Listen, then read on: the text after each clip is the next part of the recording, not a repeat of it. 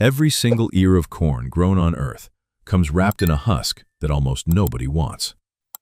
Globally, farms produce something like 1.23 billion metric tons of corn a year, and only about 5% of that plant, the kernel itself, is what actually gets eaten. The other 95%, the stalks, the cobs, the leaves, and the husks, gets left behind, burned, or plowed back into the dirt. Billions of individual husks discarded across billions of individual ears every single growing season. For most of agricultural history, that husk has been treated as pure waste, worth nothing beyond compost. One scientist spent 15 years trying to prove that assumption wrong. He tested sugarcane. He tested pineapple leaves. He tested the protein inside the corn kernel itself. None of it worked as well, as cheaply, or at the scale he needed, until he turned to the one material every cornfield on the planet already produces in effectively unlimited supply, sitting there, unused, wrapped around every single cob.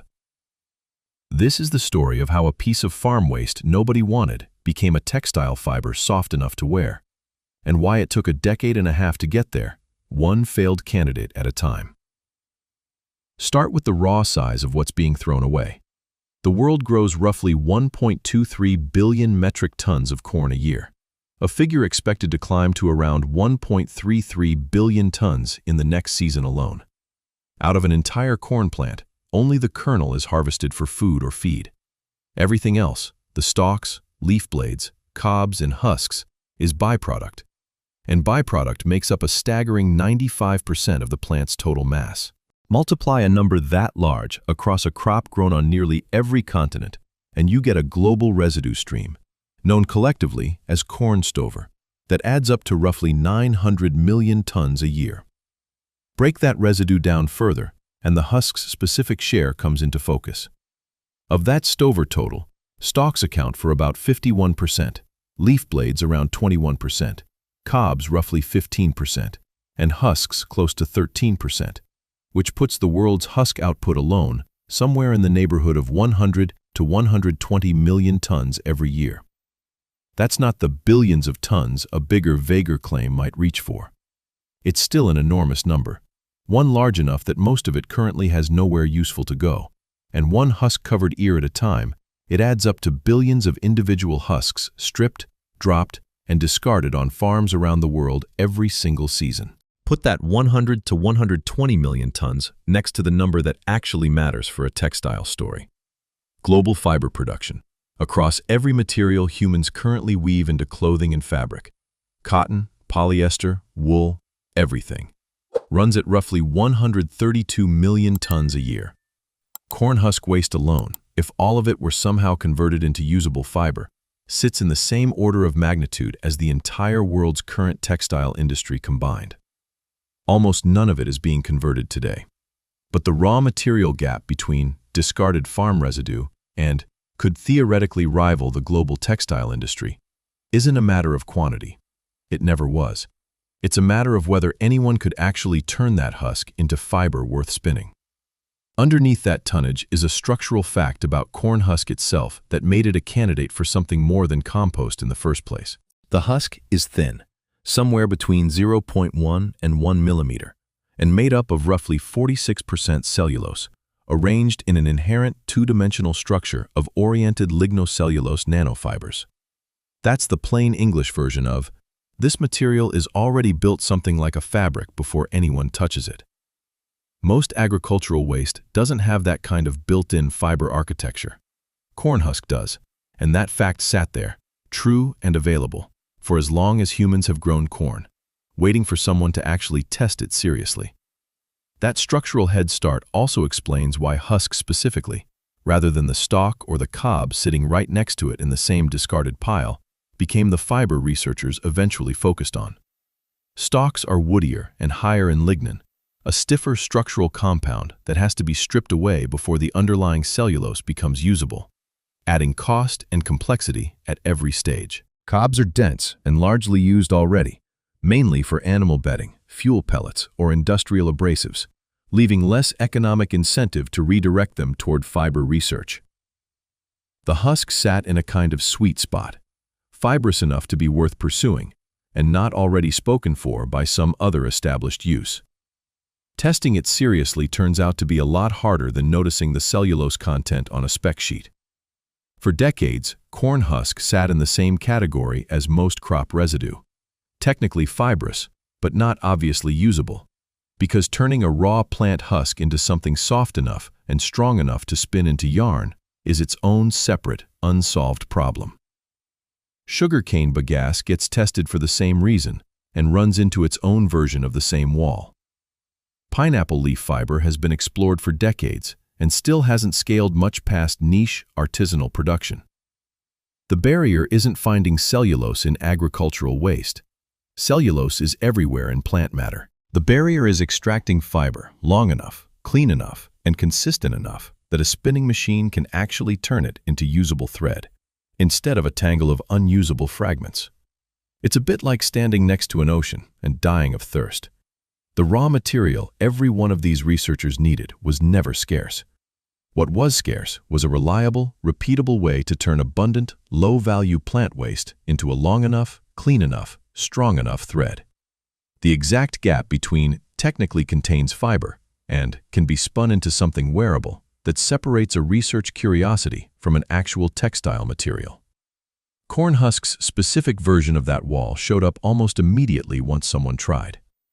Initial extraction attempts only produced short fibers, chopped, brittle lengths nowhere near long enough to be spun into yarn on standard textile equipment. A short fiber is often not a usable fiber at all, because commercial spinning depends on individual strands being long enough to twist together into a continuous thread without constantly breaking. Solve the chemistry of extracting cellulose from a husk, and you still haven't solved the mechanical problem of getting fibers long enough out of that same husk to be worth spinning in the first place. It's not that corn husk had never been used for anything at all before this research began. Dried corn husks have a long, well-documented history as a wrapping material for foods like tamales, and as the traditional material for handmade corn husk dolls, a folk craft practiced for generations in multiple cultures. Both of those uses treat the husk as a single, largely unprocessed sheet, folded, tied, or woven whole, never broken down into individual fiber and respun into something new. That's a meaningfully different task than what a textile fiber industry actually needs. The cellulose inside that husk, extracted, cleaned, and rebuilt into a long, spinnable strand. Centuries of using the husk in its original form did nothing to solve that separate, much harder extraction problem. That combination, real cellulose content, but a stubbornly hard fiber length problem sitting on top of it, is exactly why this specific piece of farm waste sat untouched for so long, even as researchers cycled through other agricultural byproducts looking for something, anything, that would actually work at real cost and real scale. Yiqi Yang, a professor in the Department of Textiles, Merchandising, and Fashion Design at the University of Nebraska-Lincoln, spent 15 years on exactly that search before corn husk became the answer. Sugarcane was tested. Pineapple leaf fiber was tested. Even the protein inside the corn kernel itself, a compound called zyne, was tested as a possible fiber source. None of them matched what Yang needed on the three factors that actually determine whether a fiber source can go anywhere commercially: quality of the resulting fiber, quantity available at scale, and cost of producing it. Corn husk, sitting discarded in effectively unlimited supply on every farm already growing corn for entirely other reasons, was the only candidate that could plausibly satisfy all three at once, if the fiber length problem could actually be solved. Solving it took repeated, unglamorous, years-long trial and error. Yang's early extraction attempts ran straight into the short fiber wall every other researcher had already hit. The breakthrough wasn't a single flash of insight. It was developing a method for producing fiber bundles of sufficient size and length, holding enough cellulose together in a long enough strand that a spinning machine could actually work with it. Once that bundle size problem was solved, the resulting fiber was sent to a USDA research spinning facility in South Carolina and successfully spun into yarn. The first time, according to the research describing this achievement, that natural cellulose fibers with properties sitting somewhere between cotton and linen, suitable for genuine industrial use, had been extracted from corn husks at all. The recognition followed years later, once the work had been tested, published, and verified. In 2021, Yang received the Olney Medal for Outstanding Achievement in Textile Science from the American Association of Textile Chemists and Colorists, one of the field's significant honors, awarded for turning 15 years of failed and half-failed attempts at other byproducts into a working, spinnable fiber nobody else had managed to pull cleanly out of a corn husk before. And the yield, once the process worked, turned out to be practical. Roughly 3 pounds of corn husk is enough raw material to produce the fiber needed for one average t-shirt. A real, usable ratio, not just a laboratory curiosity. Scale that ratio up, even loosely. The roughly 100 to 120 million tons of husk generated worldwide every year, at 3 pounds per t-shirt's worth of fiber, works out to an enormous number of t-shirts worth of raw material sitting in fields, doing nothing, every single season. Even accounting for the fact that not every pound of husk will ever realistically make it to a spinning mill. The ratio doesn't prove the industry will scale. It does prove the raw material was never the limiting factor. Corn husk wasn't the only agricultural byproduct Yang spent a career chasing either. Separate research from the same body of work applied a similar philosophy to an entirely different kind of waste. Chicken feathers, another material produced in enormous quantities by an entirely different industry and thrown away by default, treating both projects as branches of the same underlying question. Which of the countless waste streams modern agriculture already produces actually contain a usable textile fiber, if someone is willing to spend years finding out? Corn husk turned out to be the one that worked cleanly enough, cheaply enough, and at large enough scale to be worth building the rest of this story around. None of that career-spanning search happened in a vacuum either. It ran alongside a broader, decades-long push across textile science to find literally any renewable alternative to petroleum-based synthetic fibers and increasingly resource-strained conventional cotton. A push that has tested everything from seaweed to mushroom mycelium to recycled ocean plastic, with wildly varying degrees of success. Corn husk is one candidate inside a much larger, ongoing search, not an isolated, one-off idea that appeared from nowhere. None of that turns this into a finished, mass-market industry overnight, and the honest version of this story has to say so plainly, rather than skipping straight from "the science works" to "and now it's everywhere." As of this writing, no specific manufacturer has been identified producing corn husk scarves or corn husk fabric at genuine commercial retail scale. More than a decade after Yang's research began solving the fiber length problem, this remains substantially a research and pilot stage material. Real, published, award-recognized science, not yet a product sitting on a store shelf next to a cotton t-shirt at the same price point. It's worth being precise here, because a different, already commercial corn-based textile does exist, and confusing the two would misrepresent both. Ingeo, a bio-based polylactic acid fiber developed by Cargill Dow, is manufactured from cornstarch, the sugars fermented out of the kernel, not the cellulose extracted from the husk, and has been used commercially, including in panel fabrics from companies like Interface Fabrics. That's a real, functioning, corn-derived textile industry. It runs on an entirely different process, fermenting starch sugars into a bioplastic polymer, rather than mechanically and chemically pulling long cellulose fibers out of a discarded husk. One of these two corn-derived textile stories has already reached commercial shelves. The other, the husk fiber story, is the one still working its way there.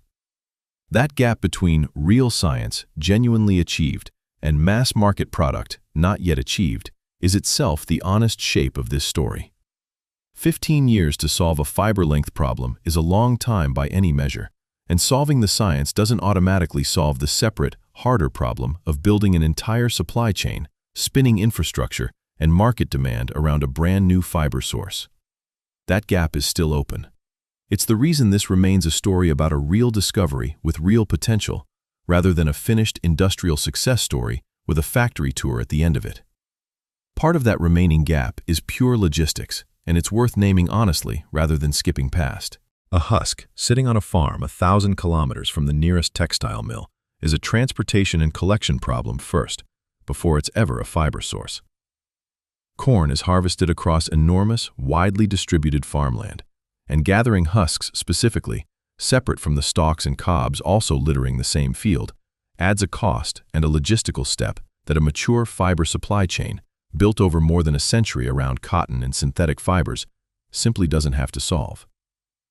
Real science proving a fiber can be extracted is one problem. Building the collection, transport, and processing infrastructure to gather that fiber cheaply enough, at the volume a real textile industry needs, is a separate, unglamorous problem that doesn't show up in a research paper's abstract. Whatever stage the industry is actually at, the underlying extraction chemistry is well documented, and walking through it directly shows exactly why the fiber length problem was so stubborn in the first place. 3 separate extraction approaches show up across the research. The first is straightforward chemical extraction. Husks are treated in a sodium hydroxide solution held at 85 to 90 degrees Celsius, breaking down the surrounding plant material, and then bleached using hydrogen peroxide to lighten and further purify the resulting fiber. The second is a lower-energy, room-temperature alternative, sometimes described as a green process.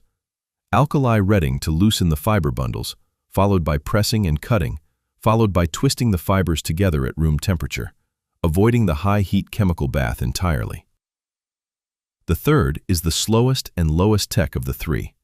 Husks are simply soaked in plain water for 15 days, with the water changed every 2 days, allowing naturally occurring microbial activity to gradually degrade the surrounding tissue and loosen the fiber inside, essentially letting biology do, slowly, what heat and chemistry do quickly. Watch any one of those 3 methods closely, and the material's transformation is visible at every stage. It goes in as a stiff, papery, pale green or straw-colored husk, fresh off an ear of corn, structurally closer to cardboard than cloth. Under the hot sodium hydroxide treatment, that stiffness breaks down within hours, the husk softening and separating into loose fibrous strands as the surrounding non-cellulose material dissolves away.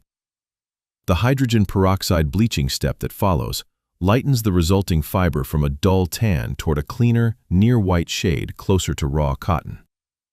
Under the slower water-retting method, the same transformation happens without any chemical bath at all. Just 15 days of patience, regularly refreshed water, and naturally occurring microbes doing the breakdown work that heat and sodium hydroxide otherwise handle in a fraction of the time. Whichever extraction method produces the raw fiber, it still isn't finished. The fibers get spun, either on their own or blended with another natural fiber like cotton, into a yarn strong and consistent enough to actually weave or knit into fabric. And the processing itself measurably changes the fiber's mechanical properties along the way. One study tracked a single corn husk fiber's tensile strength, rising from 332.57 megapascals to 345.16 megapascals after a specific surface treatment. And separate research found that fully processed corn husk textile fiber can reach roughly 139 megapascals of tensile strength, about 12 times stronger than the raw, untreated husk material it started as, and even something like 30% stronger than comparable wood-based textile fibers.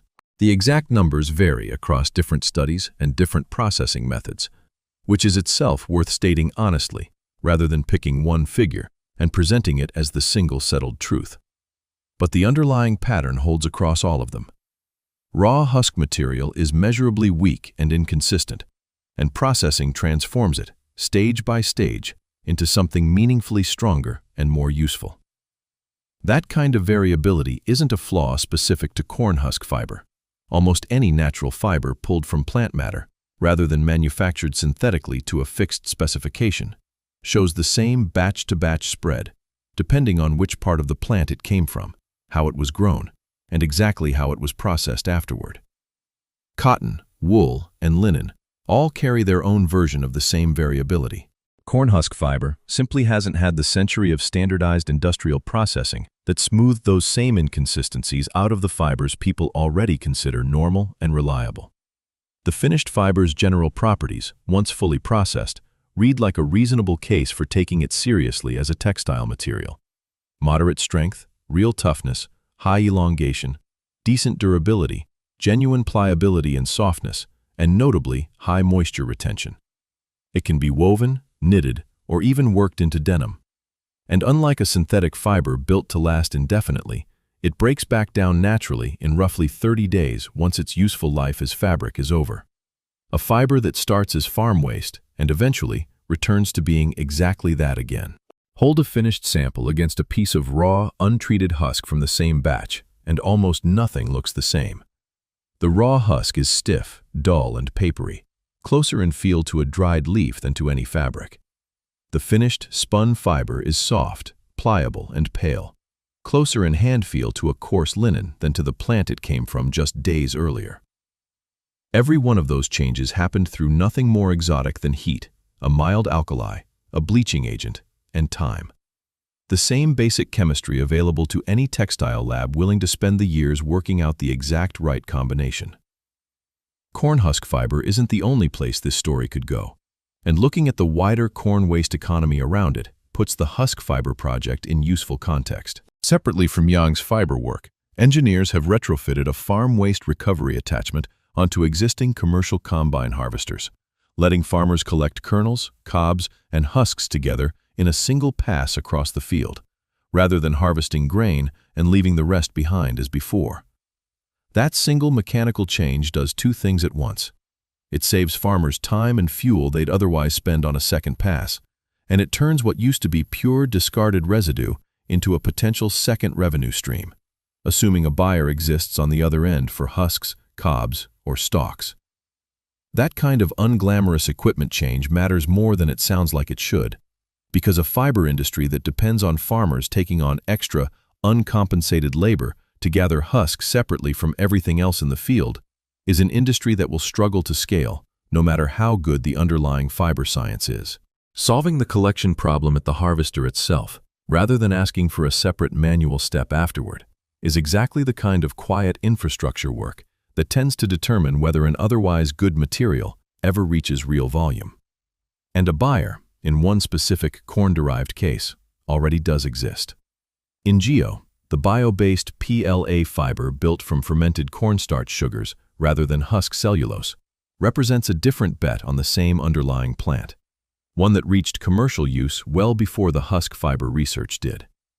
It's worth holding both of these corn-derived textile stories side by side rather than treating them as the same achievement. One bet, fermenting starch into bioplastic fiber, has already paid off commercially. The other, mechanically extracting long, spinnable cellulose fiber directly from the husk itself, has cleared the scientific hurdle, but not yet the commercial one. Both bets start from the same 95% byproduct plant. They're solving different problems on different timelines with different levels of payoff so far. The reason either bet is worth making at all comes back to what they're competing against. Cotton, the fiber corn husk would most directly compete with if it ever reaches real commercial scale, is well known as a resource-intensive crop to grow specifically for fiber. It demands significant irrigation and, in many growing regions, heavy pesticide use, precisely because the plant is being cultivated from seed for the sole purpose of producing fiber. Corn husk starts from a completely different economic position. The corn plant was already going to be grown anyway, for its kernels, regardless of what happens to the husk afterward. Any fiber pulled from that husk is fiber that required zero additional farmland, zero additional irrigation, and zero additional pesticide beyond what was already being spent to grow the corn crop itself. That's the actual argument for taking a 15-year, still unfinished research project seriously. Not that the fiber is dramatically better than cotton on every technical measure, but that it starts from land, water, and chemicals that were already being spent on something else entirely. Measured honestly against what it actually is rather than what a punchier claim might promise, the corn husk fiber story is a real, modest, verifiable achievement rather than a finished global industry. 15 years of testing sugarcane, pineapple leaf, and corn protein before landing on husk. A specific, solvable, but stubborn short fiber problem that took years to work around. A successful spinning trial at a real USDA facility in South Carolina. A named scientific award, the 2021 Olney Medal, recognizing exactly this achievement. And a workable, practical yield figure, roughly 3 pounds of husk for 1 t-shirt's worth of fiber, that turns an abstract cellulose percentage into something a person can actually picture. Set against the roughly 100 to 120 million tons of corn husk generated worldwide every year, most of that raw material still isn't going anywhere near a spinning mill. It's compost, it's burned, or it's simply left in the field. That's the honest scale of where this stands today.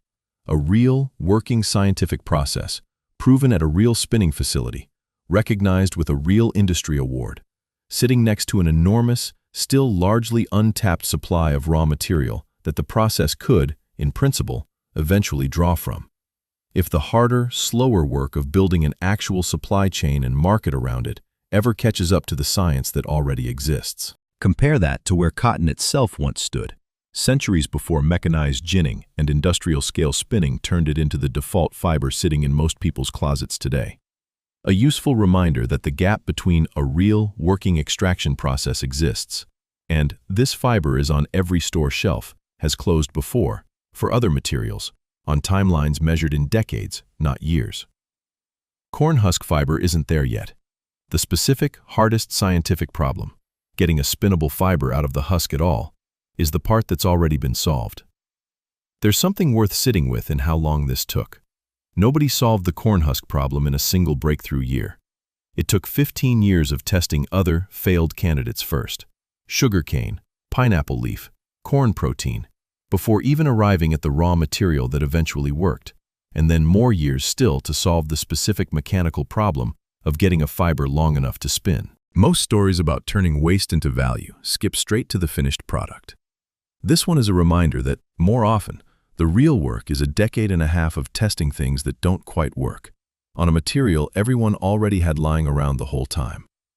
95% of a corn plant has always been sitting in fields after harvest, technically full of usable cellulose, waiting for someone patient enough to solve the actual mechanical problem standing between farm waste and finished fabric. That waste hasn't changed. What changed is that one scientist spent a career-length stretch of time proving it was worth the trouble. And however far this technology is from a factory floor today, the basic material was never the hard part. The years of failed attempts were. Sugarcane bagasse is still out there, still mostly discarded, still waiting for its own version of this same 15-year project. So is pineapple leaf fiber, and so are countless other agricultural byproducts nobody has spent a career testing yet. Corn husk simply happened to be the one candidate where the numbers, the chemistry, and one researcher's persistence finally lined up. There's no obvious reason to assume it will be the last. 15 years from now, whichever byproduct solves its own version of this problem next will likely look, in hindsight, just as obvious as corn husk does right now. An abundant, already being produced material that just needed someone willing to spend a career on the extraction problem standing between it and a spinning machine. If stories like this, where the most overlooked byproducts turn out to be worth a decade and a half of somebody's career, are your kind of thing, subscribe, and we'll see you in the next one.